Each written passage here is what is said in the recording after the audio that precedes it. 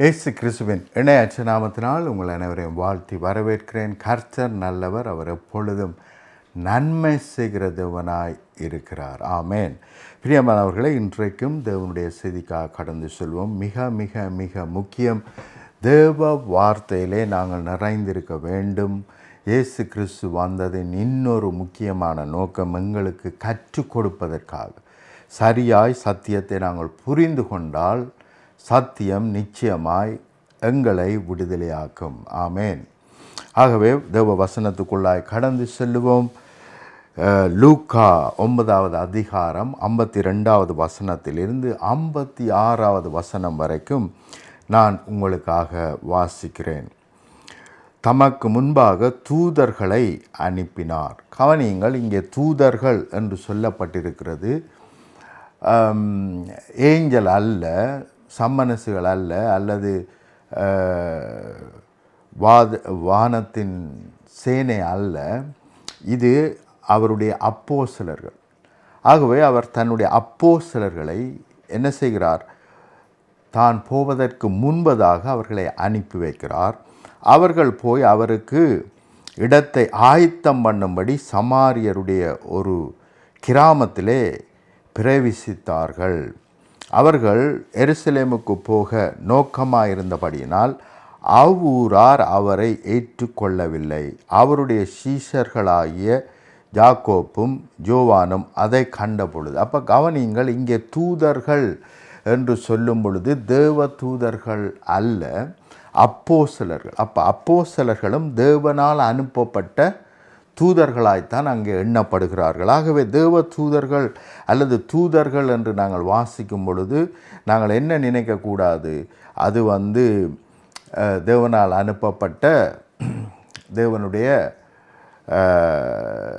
சம்மனஸ்கள் என்று சொல்லுவார்கள், அல்லது தேவ தூதர்கள் என்று சொல்லுவார்கள், அல்லது பல விதத்திலே சொல்லுவார்கள். ஆனால் இங்கே பார்க்கிறோம் அப்போஸ்தலர்கள். இவர்கள் யார்? அனுப்பப்பட்ட தேவனுடைய அப்போஸ்தலர்கள் என்று பார்க்கிறோம். அப்போஸ்தலர்களை அந்த வழியாக போவதற்கு அவர்கள் அனுமதிக்காதபடியினால் அங்கே பார்க்கிறோம், அவருடைய சீஷர்கள் யாக்கோப்பும் யோவானும் அதை கண்ட பொழுது, ஆண்டவரே, எலியா செய்கிறது போல வானத்திலிருந்து அக்கினியை இறக்கி இவர்களை அழிக்கும்படி நாங்கள் கட்டளையிட உமக்கு சித்தமா என்று கேட்டார்கள். அப்போ பார்க்கிறோம், அவர்கள் அந்த சூழ்நிலையில் இருக்கும் பொழுது இயேசு அங்கே கடந்து வந்திருக்கிறார். அப்போ இயேசுவினிடத்திலே அவர்கள் அனுமதி கேட்கிறார்கள். வானத்திலிருந்து அக்கினியை நாங்கள் இறக்கி இவர்களை அழிப்பது உமக்கு சித்தமாக, எங்களுக்கு அனுமதி கொடும் என்று அவர்கள் அங்கே கேட்கிறார்கள். கவனிங்கள், மிக மிக முக்கியமான ஒரு காரியம் இங்கே பார்க்கிறோம். இயேசு கிறிஸ்துவும் அவருடைய அப்போஸ்தலர்களும் அந்த கிராமத்தை தாண்டி கடந்து செல்ல விரும்புகிறார்கள். ஆனால் இவர்களோ தேவ சித்தம் நிறைவேறாதபடிக்கு தடையாக தாமதமாக செயல்படுகிறார்கள். அவருடைய பயணத்தை தாமதப்படுத்தும்படி அங்கே செயல்படுகிறார்கள். அப்படி செயல்படும் பொழுது இங்கே பார்க்கிறோம், யாக்கோப்பும் யோவானும் அதை கண்ட பொழுது, கவனிங்கள், தேவனோடு கூட அதிகமாய் தேவ அன்பிலே நிறைந்திருக்கிற ஒருவர் தான் யோவான். ஆனால் தேவனுடைய சித்தங்களை அநேக வேளைகளிலே தேவனுடைய பிள்ளைகள் புரிந்து கொள்ளுகிறதில்லை. தேவனுடைய ஊழியக்காரர்கள் அநேகர் தேவனுடைய சித்தத்தை புரிந்து கொள்ளுகிறதில்லை. இங்கே பார்க்கிறோம், அதே போலத்தான் அப்போஸ்தலர்கள் யாக்கோப்பும் யோவானும் தேவனுடைய சித்தம் என்ன, ஏன் இந்த பூமிக்கு அவர் கடந்து வந்தார், அவருடைய நோக்கம் என்ன, அவர் எப்பேற்பட்டவர் என்பதையெல்லாம் அவர்கள் அறிந்து கொண்டிருக்கிற காலம். முழுமையாய் அவர்கள் அறிந்து கொள்ளவில்லை, ஆனால் கொஞ்சம் கொஞ்சமாய் அவர்கள் அறிந்து கொண்டிருக்கிற காலத்திலே இப்படியான ஒரு சம்பவம் நடக்கிறது. ஆகவே அவர்கள் என்ன செய்கிறார்கள்? மற்ற ஊழியக்காரரை, வல்லமையாய் தேவன் பயன்படுத்தின மற்ற ஊழியக்காரரை கொப்பி பண்ணி, அவர்களைப் போல நாங்களும் செயல்படலாம் தானே, எலியாவை போல நாங்களும் மற்றவர்களை அழிக்கலாம் தானே, எலியாவை போல நாங்களும் வானத்தில் இருந்து அக்கினியை இறக்கி இவர்களை அழிக்க வேண்டும், ஏனென்றால் இவர்கள் தேவ சித்தத்துக்கு புறம்பாக இருக்கிறார்கள், விரோதமாய் செயல்படுகிறார்கள் என்று அவர்கள் நினைக்கிறார்கள். ஆனால் இயேசு எப்பேற்பட்டவர், அவருடைய அன்பு எப்பேற்பட்டது, அவர் வந்ததனுடைய நோக்கம் என்ன என்பதை அநேக வேளைகளிலே அநேகர் அறிந்து கொள்ள தவறி போகிறோம். இங்கே பாருங்கள், இயேசு தெளிவாக சொல்லுகிறார், நீங்கள் இன்ன ஆவியை உள்ளவர்கள் என்பதை அறியீர்கள் என்று அதட்டி. அப்போஸ்தலர்களை அவர் அதட்டுகிறார். எப்பேற்பட்ட ஆவியை உடையவர்கள்? இன்னொரு விதத்திலே சொன்னால், தேவ வார்த்தையே ஆவியாக இருக்கிறது என்று நாங்கள் வாசிக்கிறோம். ஆகவே தேவ வார்த்தை ஆவியாக இருக்கிறது. ஆகவே அந்த வார்த்தை ஒருவர் செயல்படுகிற எப்பேற்பட்ட ஆவி, ஒருவருடைய கிரியை பார்த்து இவன் இப்படிப்பட்ட ஆவி உடையவனாக இருக்கிறான் என்று சொல்ல முடியும். நோமலாக சொல்லுவார்கள், இவனுக்கு கொஞ்சம் பொறாமையின் ஆவி இருக்குது, எரிச்சலின் ஆவி இருக்குது. அப்போ அதே போல் எலியாவின் ஆவி என்ன செய்யுது? மற்றவர்களை அழிக்கிற ஒரு ஆவி. தேவனுக்கு விரோதமாக யாரெல்லாம் செயல்படுகிறார்களோ அவர்கள் அழிய வேண்டும் என்கின்ற ஒரு ஆவி தான் எலியாவின் ஆவி. ஆனால் அப்பேற்பட்ட ஆவி உடையவர்களாய் நீங்கள் இருக்கக்கூடாது. ஏனென்றால் எலியாவுக்கு தேவனை முழுமையாக தெரியாது. இயேசு கிறிஸ்துவுக்கு தான் பிதாவை முழுமையாக தெரிந்தவர். ஆதி முதல் கொண்டு அவர் தேவனோடு இருந்தவர். ஆகவே தேவ சித்தத்தை தெளிவாய் அறிந்து கொண்டவர் இயேசு கிறிஸ்து மாத்திரமே. மற்றவர்கள் தங்களுடைய சித்தத்தையும் நிறைவேற்றினார்கள். தங்களுடைய ஆத்திரங்கள், தங்களுடைய வைராக்கியங்கள் இவைகளையும் தேவ வல்லமையை கொண்டு நிறைவேற்றினார்கள் என்று பல இடங்களிலே எங்களால் என்ன செய்ய முடியும்? வாசிக்க முடியும். ஆகவே பாருங்கள், நீங்கள் இன்ன ஆவிய உள்ளவர்கள் என்பதை அறியீர்கள் என்று அதட்டி. இன்னொரு விதத்தில் சொன்னால், நீங்கள் எப்பேற்பட்ட ஆவியை உடையவர்கள் அல்லது எப்பேற்பட்ட அறிவை உடையவர்களாய் நீங்கள் இருக்க வேண்டும் என்று அறியாமல் நீங்கள் என்ன செய்கிறீர்கள்? மற்றவர்களை கொப்பி பண்ணி செயல்பட முயற்சிக்கிறீர்கள். நாங்கள் மற்ற ஊழியக்காரரை கொப்பி பண்ணி வாழும்படி அழைக்கப்படாமல் இயேசு கிறிஸ்துவை பார்த்து அவரை போலவே நாங்கள் செயல்படும்படிக்கு அழைக்கப்பட்டிருக்கிறோம். ஆமேன். ஆகவே தான் இயேசு என்னை பின்பற்றி வா என்று சொன்னாரே ஒழிய வேறு எந்த ஒரு ஊழியக்காரரையும் பின்பற்ற சொல்லி தேவன் சொல்லவில்லை. மோசையை பின்பற்ற சொல்லியோ, ஆபிரகாமை பின்பற்ற சொல்லியோ, அல்லது அதற்கு பின்னால் வந்த எலிசா, எலியா, சாமுவேல் இவர்களை பின்பற்ற சொல்லிய தேவன் எங்களை அழைக்கவில்லை. தேவன் எங்களை அழைத்ததின் ஒரே நோக்கம் இயேசு கிறிஸ்துவை பின்பற்றும்படிக்க. ஆமேன். இந்த உலகத்தை பின்பற்றும்படிக்க அல்ல. இந்த உலகம் எப்படி ஒரு ஐஸ்வர்யத்தை பெற்றுக்கொள்வதற்காக எவ்வளவெல்லாம் தந்திரங்களை பயன்படுத்துகிறதோ அப்படி பயன்படுத்துவதற்காக அல்ல. முழுமையாக இயேசு கிறிஸ்துவை பின்பற்றும்படியாகவே நாங்கள் அழைக்கப்பட்டிருக்கிறோம். ஆமேன். ஆகவே இதிலே நாங்கள் தெளிவாக இருக்க வேண்டும். நாங்கள் இயேசு கிறிஸ்துவை பின்பற்றுகிறவர்கள். உலகம் முழுவதிலும் போய் சுவிசேஷத்தை அறிவித்து இயேசு கிறிஸ்துவுக்கு மற்றவர்களை சீஷர்கள் ஆக்கும்படி தான் நானும் நீங்களும் அழைக்கப்பட்டிருக்கிறோம். சீஷர்கள் என்றால் அவரை அப்படியே பின்பற்றுகிறவர்கள். ஆமேன்.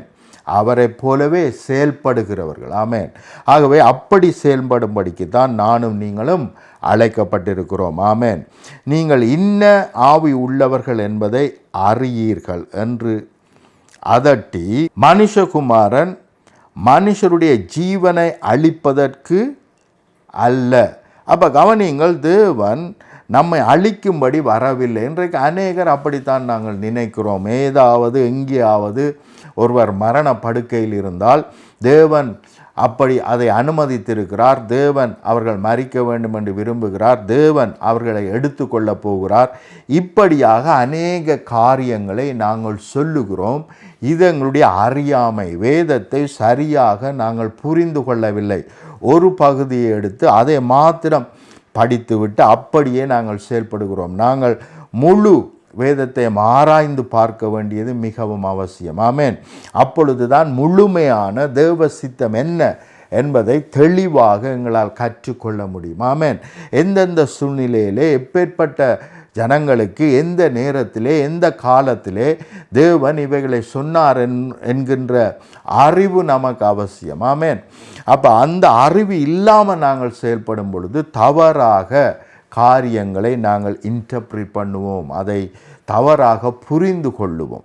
அப்போ இங்கே பார்க்கிறோம், தேவன் தெளிவாக சொல்லுகிறார், இயேசு கிறிஸ்து தெளிவாக சொல்லுகிறார், மனுஷகுமாரன் மனுஷருடைய ஜீவனை அழிப்பதற்கல்ல. அவர் அழிக்கிறவராய் இருந்தால், கவனியுங்கள் பிரியமானவர்களே, அவரே நம்மிடத்தில் சொல்ல வேண்டும், நீங்கள் போய் மரித்தவர்களை எழுப்புங்கள். சுகையினம் தேவனுடைய சித்தமாக இருந்தால் ஏன் இயேசு கிறிஸ்து சொல்லுகிறார், சுகையினரை குணமாக்குங்கள். ஆகவே வருத்தங்கள், வியாதிகள், ஈவன் முடம், குருடு, செவிடு, ஊமை, இவைகளெல்லாம் தேவனுடைய சித்தம் அல்ல. இவைகளெல்லாம் சத்துருவினால் நம்மளுக்கு ஏற்படுத்தப்பட்டு இருக்கின்றன. அதே போலத்தான் வறுமை, பற்றாக்குறை, வியாதிகள், இவைகளெல்லாம் சத்துருவானவனால் நமக்கு வந்திருக்கின்றன. சத்துரு சொல்லுகிற காரியத்தை நாங்கள் விசுவாசிக்கிறோம். அதனால் நமக்கு வேதனைகள், வியாதிகள், தொல்லைகள், போராட்டங்கள் இவைகள் வருகிறது. இவைகள் வந்தாலும் நம்மை மேற்கொள்ள முடியாது என்ற அறிவு நமக்கு இல்லாதபடியினால், என்ற விசுவாசம் நமக்கு இல்லாதபடியினால் அவைகள் நம்மை மேற்கொள்ளுகிறது. இவைகள் நம்மை மேற்கொள்ள முடியாதென்ற அறிவு நமக்கில்லை. சங்கீதம் 91 அதிகாரத்தை நாங்கள் அடிக்கடி வாசிக்கிறோம். ஆனால் இவைகளின் படி, இந்த வார்த்தையின்படி என்னை அழிக்க முடியாது, எந்த சங்காரமும் அழிக்க முடியாது, எந்த வியாதியும் என்னை அழிக்க முடியாது என்ற விசுவாசம் நமக்கு இல்லை. நாங்கள் ஏதோ ஒரு புத்தகத்தை படிக்கிறது போல படிக்கிறோமே அல்லாமல், இந்த வார்த்தை உண்மை உள்ளது, இது தேவனால் அருளப்பட்டது, இது என்னுடைய போஷன் அல்ல, இது எனக்கு கொடுக்கப்பட்ட காரியம் அல்ல என்று சொல்லி நான் அதை எதிர்த்து நிற்கும் பொழுது அந்த பிசாசு, அந்த சுகையினம், தடைகள், தாமதங்கள் நம்மை விட்டு ஓடி போகிறது. பிரியமானவர்களே, 10 பேருக்கு மேலே மரித்தவர்கள், மரண படுக்கையில் இருந்தவர்கள், டாக்டரால் இவர்கள் மரித்து போவார்கள், இன்னும் 2 அவசிலே 1 அவசிலே மரித்து போவார்கள் என்று சொன்னவர்களை எல்லாம் நான் எழுப்பி இருக்கிறேன் இயேசுவின் நாமத்தினால். தேவனுக்கே மகிமை உண்டாகட்டும். ஆனால் பிரியமானவர்களை கவனியுங்கள், ஏனென்றால் இதை எல்லாவற்றையும் செய்யும்படி நான் உங்களோடு கூட இருக்கிறேன். விசுவாசிக்கிறவர்களினால் நடக்கும் அடையாளங்கள் யாவன, மரித்தவர்களை எழுப்புவார்கள், சுவையினரை சுகமாக்குவார்கள் என்று வேதம் நமக்கு தெளிவாக சொல்லுகிறது. மார்க்கிலே கடைசி பகுதியிலே நாங்கள் இவைகளை வாசிக்கிறோம். ஆகவே பிரியமானவர்களை, இப்படியான வரங்களையும் வல்லமைகளையும் தேவன் நமக்கு கொடுத்திருக்கிறார் என்று விசுவாசிக்கிறவனால் தான் இவைகளை செய்ய முடியும். தேவன் மறுபடியும் நம்மிடத்தில் சொல்லுவதென்ன, நீ விசுவாசித்தால் தேவனுடைய மகிமையை காண்பாய். இன்றைக்கு தேவனுடைய மகிமையை காணும்படி நாங்கள் ஜெபித்து கொண்டே இருக்கிறோம். ஆனால் நாங்கள் இன்னும் விசுவாசிக்க ஆரம்பிக்கவில்லை. ஆனால் வேதம் தெளிவாக சொல்லுகிறது, நீ விசுவாசித்தால் தேவனுடைய மகிமையை காண்பாய். அப்போ நாங்கள் தேவனுடைய வசனத்தை அப்படியே சொன்ன பிரகாரமே விசுவாசிக்க ஆரம்பித்தால் அப்படியே அது நடக்க ஆரம்பிக்கும். ஆமென். ஒருவேளை நீங்கள் ஜெபிக்க போகும் பொழுது அவைகள் உங்களுக்கு எதிர்த்து நிற்கலாம், அல்லது நீங்கள் ஜெபிக்கும் பொழுது இன்னும் அநேக பிரச்சனைகள் வருகிறது போல தோன்றலாம். அநேகர் ஜெபிக்கிறதை விட்டு விட்டார்கள். ஏனென்றால் ஜெபிக்கும் பொழுது இன்னும் அநேக பிரச்சனைகள் வருகிறது போல சத்துரு காண்பிக்கிறான். ஐயையோ, நான் ஜெபிக்கும் பொழுது இன்னும் அநேக பிரச்சனை வருகிறது, ஆகவே ஜெபத்தை நிப்பாட்டுவோம் என்று அநேகர் நிப்பாட்டி விடுகிறார்கள். சிலர் ஜெபிக்கும் போகும் பொழுது தூங்கி விடுகிறார்கள், ஏனென்றால் சத்துரு அவர்களை தூங்க வைத்து விடுகிறார். இன்னும் சிலர் ஜெபித்தும் அவர்களுக்கு நன்மை நடக்காதபடியினால் அவர்கள் ஜெபித்து பிரயோஜனமில்லை என்று அவர்கள் நினைக்கிறார்கள்.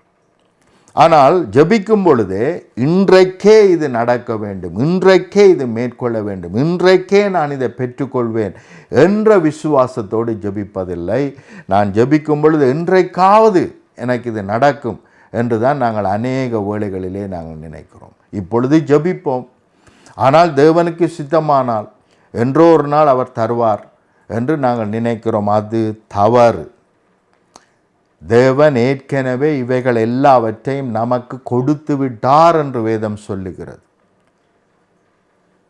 ரோமர் 8:32 வாசிப்பீர்களானால், அவரோடு கூட மற்ற எல்லாவற்றையும் அவர் அருளாதிருப்பது எப்படி என்று வேதம் நம்மை பார்த்து கேட்கிறது. தேவன் எல்லாவற்றையும் நமக்கு கொடுத்திருக்கிறார். சிலுவையிலே எல்லாம் முடிந்தது என்று அவர் சொல்லியும் இருக்கிறார். இதற்கு மேலே 1000 வாட்டி அவர் சொல்ல வேண்டிய அவசியமில்லை. எல்லாம் நமக்கு தேவையான சகலமும் அவர் செய்து முடித்து எல்லாம் முடிந்ததென்று சொல்லியிருக்கிறார். ஆகவே நம்முடைய சுகம் ஏற்கனவே நமக்கு கொடுக்கப்பட்டாயிற்று. நம்முடைய தடைகள் தாமதங்கள் ஏற்கனவே தேவனால் நிர்மூலமாக்கப்பட்டாயிற்று.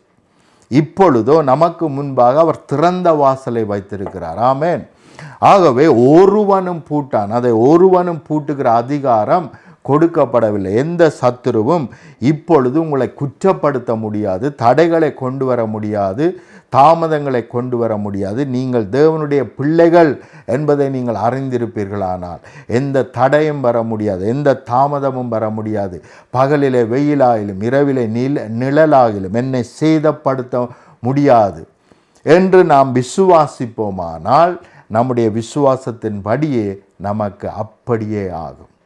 ஆமென். ஆபிரகாம் விசுவாசித்தான், அது அவனுக்கு நீதியாக எண்ணப்பட்டது. தேவன் நம்மிடத்தில் எதிர்பார்க்கிறது ஒரே ஒரு காரியம்தான், அவரை நாங்கள் விசுவாசிக்க வேண்டும். அவர் செய்து முடித்ததை விசுவாசிக்க வேண்டும். அவருடைய வார்த்தையை விசுவாசிக்க வேண்டும். ஆமென்.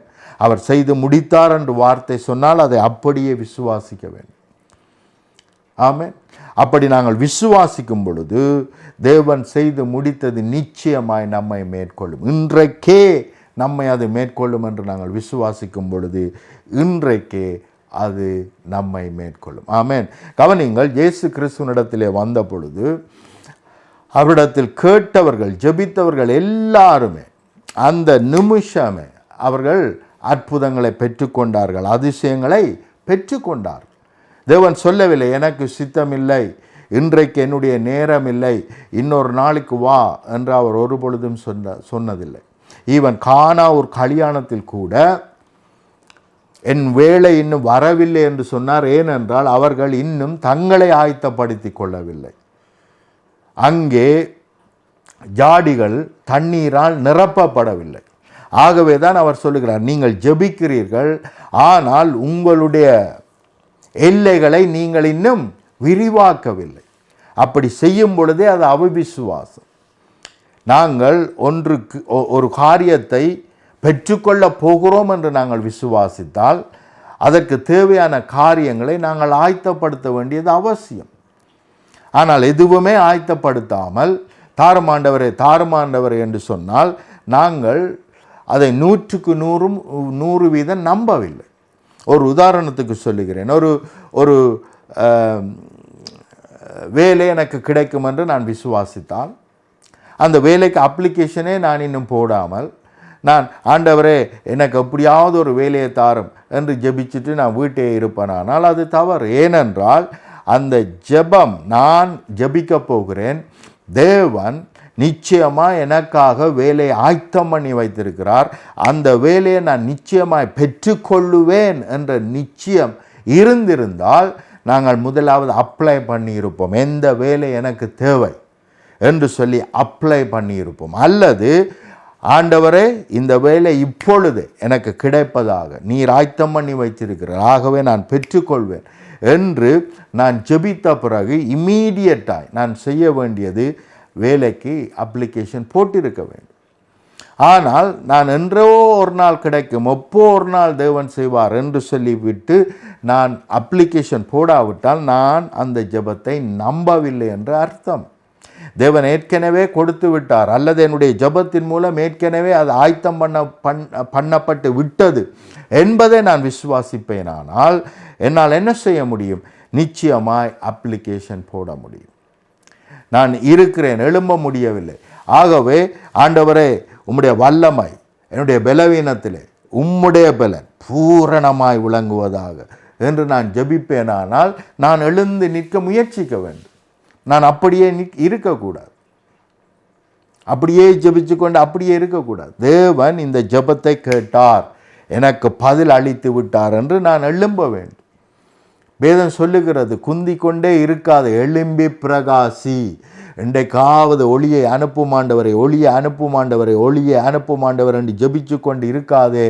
நீ ஒளியை அனுப்பும் என்று ஜெபித்து விட்டால் அந்த ஒளி என்னை வந்தாயிற்று, எந்த மனுஷனையும் பிரகாசிக்கிற மெய்யான ஒளி என்னை மேற்கொண்டு விட்டது என்று விசுவாசித்து எழும்பி நடக்க வேண்டும். ஹல்லேலூயா. கடந்த வருஷத்திலே நான் இந்தியா போயிருந்தேன். அப்பொழுது 5க்கும் மேற்பட்டவர்கள் பிள்ளைகள் தங்களுக்கு இல்லை, பல வருடங்களாய் பிள்ளைகள் இல்லை. ஆகவே அதற்காக ஜெபியுங்கள் என்று என்னிடத்தில் வந்தார்கள். அவர்களுக்காக நான் ஜெபித்தேன்.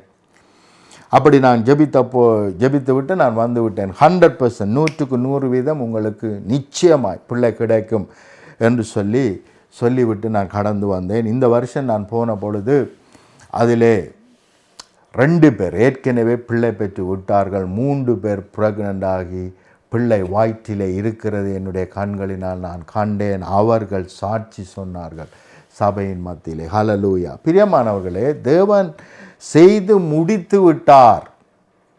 எப்படி என்னால் கேரண்டி பண்ணி சொல்ல முடியும், நிச்சயமாய் நீங்கள் பெற்றுக்கொள்வீர்கள் என்று சொல்லி. ஏனென்றால் அவர் சொல்லி முடித்து விட்டார். நான் செய்து முடித்தேன், எல்லாம் முடிந்தது. கிறிஸ்து இயேசுவுக்குள் எல்லாம் நமக்கு கொடுக்கப்பட்டிருக்கிறது. உன் தேசத்திலே, உன் மத்தியிலே, ஈவன் உன்னுடைய மிருக ஜீவன்கள் கூட மலடாய் இருப்பதில்லை என்று வேதம் சொல்லுகிறது. ஆகவே அந்த வார்த்தையை நான் விசுவாசிக்கிறேன். ஆகவே கட்டளையிடுகிறேன், பிள்ளை உண்டாயிருப்பதாக. அது அப்படியே நடக்கிறது. ஹல்லேலூயா. ஆகவே கவனியுங்கள், இயேசு ஏன் வந்தார் என்பதை இயேசு இங்கே தெளிவாய் சொல்லுகிறார். எவரையும் அழிப்பதற்காக அல்ல, எவருடைய வாழ்க்கையிலையும் இழப்புகளை கொண்டு வருவதற்காக அல்ல, தாமதங்களையும் தடைகளையும் கொண்டு வருவதற்காக அல்ல, நோய்கள் நொடிகளை கொண்டு வருவதற்காக அல்ல. கவனியுங்கள், பிசாசை குறித்தும் தேவனை குறித்தும் நாங்கள் தெளிவாய் அறிந்து கொள்ள வேண்டும். பிசாசோ நம்மை அழிக்கவும் கொல்லவும் திருடவும் வருகிறான். ஆனால் இயேசு கிறிஸ்துவோ நமக்கு ஜீவன் உண்டாயிருக்கவும் என்றால் எப்பொழுதும் வாழ்ந்திருக்கவும் பரிபூரணப்பட்டிருக்கவுமே அவர் வந்தார். அல்லேலூயா. ஆகவே இவை ரெண்டையுமே நாங்கள் தெளிவாக புரிந்து கொள்ள வேண்டும். அழிக்க வருவது பிசாசு, உயிரோடு எழுப்பி எங்களுக்கு ஜீவனை கொடுத்து அது இன்னும் பூரணப்படும்படி கிரியை செய்து முடித்தது இயேசு கிறிஸ்து. அல்லேலூயா. ஆகவே இந்த வித்தியாசம் நமக்கு தெரிந்திருக்க வேண்டும். யார் சொன்னாலும் நான் ஆசீர்வதிக்கப்பட்டவன் என்பதில் எந்த மாற்றமும் இருக்கக்கூடாது. எந்த சூழ்நிலையும் என்னை ஒரு தவறான வழியிலே நடத்தினால், உதாரணத்துக்கு எனக்கு சுகயீனம் இருக்குமானால் நான் எந்த விதத்திலும் அதை ஏற்றுக்கொள்ளக்கூடாது. இது எனக்கு கொடுக்கப்பட்டது அல்ல, இது என்னுடைய ஆசீர்வாதம் அல்ல, இது எனக்கு வந்த சாபம், இது பிசாசினிடத்திலிருந்து எனக்கு வந்திருக்கிறது என்பதை அறிந்து கொள்ள வேண்டும். இது சாபத்தினால் வந்தது, இது ஆசீர்வாதத்தினால் வந்தது அல்ல.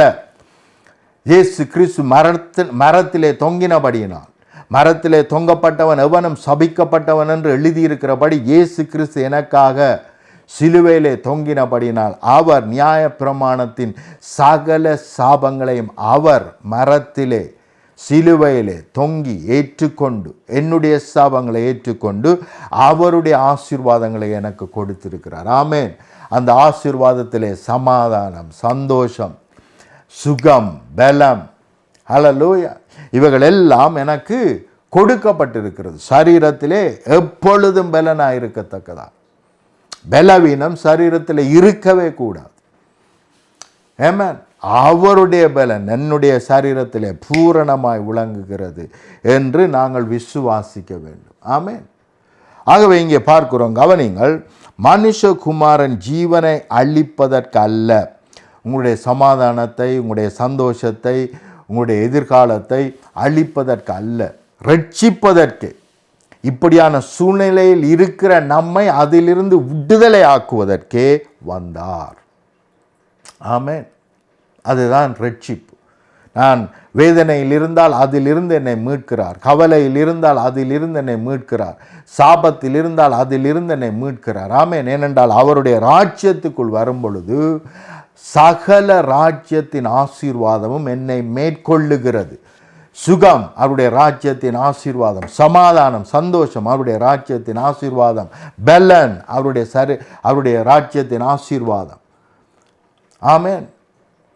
அப்போ இவைகள் எல்லாம் தேவனுடைய ராஜ்யத்தின் ஆசீர்வாதம். ஆசீர்வாதம் என்று சொல்லும் பொழுது அநேகர் அதை கொண்டு போய் பணத்தோடு மாத்திரம் இணைத்து கொள்வது மிகவும் தவறு.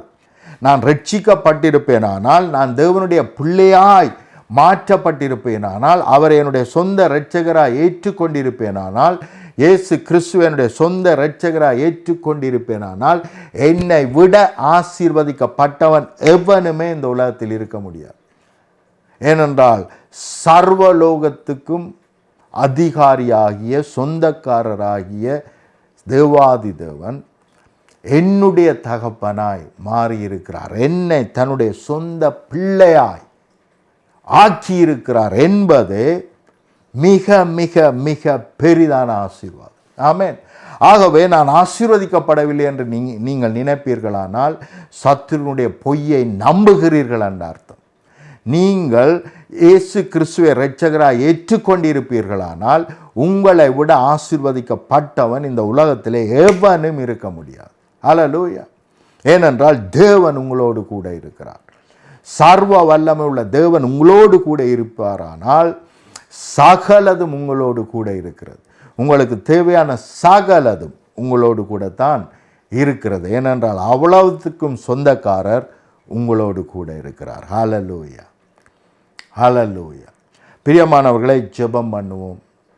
தேவன் உங்களுடைய வாழ்க்கையிலே வந்திருப்பது நோக்கம் எல்லா விதமான பிசாசின் கிரியைகளை நிர்மூலமாக்கி நீங்களும் நானும் பரிபூர்ண வெற்றியிலே, அவருடைய வெற்றியிலே, அவருடைய ரட்சிப்பிலே, அவருடைய மீட்பிலே, அவருடைய சுகத்திலே, அவருடைய பலத்திலே, அவருடைய சமாதானத்திலே, அவருடைய சந்தோஷத்திலே வாழ வேண்டும் என்பதற்காக. ஹல்லேலூயா. அப்படி நாங்கள் வாழவில்லை ஆனால் இன்னும் அவருடைய பரிபூர்ண ரட்சிப்பங்களை மேற்கொள்ள இடம் கொடுக்காமல் இன்னும் நாங்கள் சந்தேகத்திலே இருக்கிறோம், முழுமையாய் நம்பவில்லை. ஆகவே இன்றைய நாளிலே நம்புவோம், முழுமையாய் நம்புவோம். எல்லாம் பழையவைகள் எல்லாம் ஒழிந்தன, முற்றும் புதிதாக்கப்பட்ட வாழ்க்கையை அவர் எனக்கு கொடுத்திருக்கிறார் என்று நம்புவோம். அது அப்படியே உங்களுடைய வாழ்க்கையை வந்து மேற்கொள்ளும். ஹல்லேலூயா. ஜெபம் பண்ணுவோம். இந்த வேளை அன்பின் பிதாவே, இந்த வேளைக்காக உமக்கு நன்றி செலுத்துகிறேன். இந்த வார்த்தைகளுக்காக உமக்கு நன்றி. நீர் மனுஷனுடைய ஜீவனை அழிப்பதற்கல்ல, ரட்சிக்கே வந்தீர் என்ற வார்த்தை எவ்வளவு உண்மை உள்ளது. ஆகவே இந்த செய்தியை கேட்டுக்கொண்டிருக்கிற ஒவ்வொருவருடைய வாழ்க்கையிலும், அவருடைய குடும்பங்களிலும், அவருடைய சூழ்நிலைகளிலும் ரட்சிப்பு உண்டாயிருப்பதாக, மேற்கொள்ளுவதாக இயேசுவின் இணையற்ற நாமத்தினால் தடைகளும் தாமதங்களும் நிர்மூலமாகி போவதாக, பில்லி சூனிய கட்டுக்கள் நிர்மூலமாகி போவதாக, வாய்க்காமல் போவதாக உம்முடைய பிள்ளைகளை விடுதலை ஆக்குறேன் இயேசுவின் நாமத்தினால். இப்பொழுதே பரிபூரண விடுதலை உண்டாயிருக்கட்டும், குறைவுகள் நீங்கி போகட்டும், உம்முடைய மெய்யான நிறைவு இவர்களை மேற்கொள்ளட்டும். முழுமையான ரட்சிப்பு, எல்லா ஏரியாவிலும் ரட்சிப்பு, சரீரத்திலே, ஆத்துமாவிலே, ஆவியிலே முழுமையான ரட்சிப்பு, இவருடைய வாழ்க்கையிலே முழுமையான ரட்சிப்பு, வீட்டிலே முழுமையான ரட்சிப்பு, வேலை தளத்திலே, வேலை செய்கிற இடங்களிலே முழுமையான ரட்சிப்பு இவர்களை மேற்கொள்ளுவதாக. நீர் கொடுத்த எல்லா நன்மையிலும், கிருபை வரங்களிலும் இவர்கள் இன்னும் அதிகமாய் பலுகி பெருகுவார்களாக. இயேசு கிறிஸ்துவின் இணையற்ற நாமத்தினால். ஆமென், ஆமென், ஆமென். பெற்றுக்கொண்டீர்கள், சாட்சி சொல்லுங்கள் இயேசுவின் நாமத்தினால். ஆமென், ஆமென்.